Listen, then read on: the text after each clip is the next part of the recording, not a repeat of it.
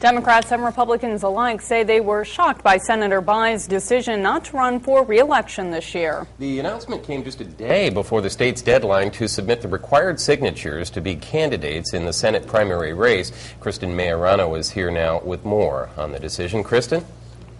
Jeff, I spoke to several people from both sides of the aisle today. No one told me they saw this coming, but all agreed today's announcement will make for an interesting Senate race here in Indiana.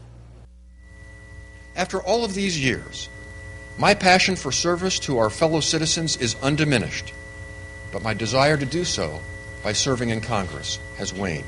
Senator Bayh says he hopes to serve in the private sector. In the meantime, the timing of his announcement leaves a hole for the Democrats in the 2010 Senate race in Indiana. It's going to be an interesting primary. Tippecanoe County Republican Party Chair Bob Hicks says Bayh's announcement is good news for the right.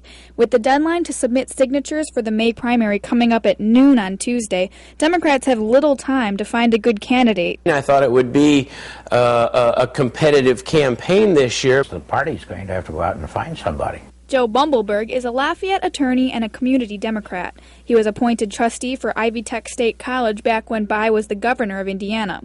He says he was surprised to hear about Bayh's retirement from the Senate. I thought he was doing us a good job for Indiana, and he has always been, in my judgment, in the Senate a star. Regardless of what people thought of Senator Bayh, he certainly had people talking today. We're stunned, very surprised. And that was both Republicans and Democrats. As VP of Governmental Affairs at Purdue and a former staffer for Senator Lugar, Tim Sanders has worked with Senator Bayh for many years.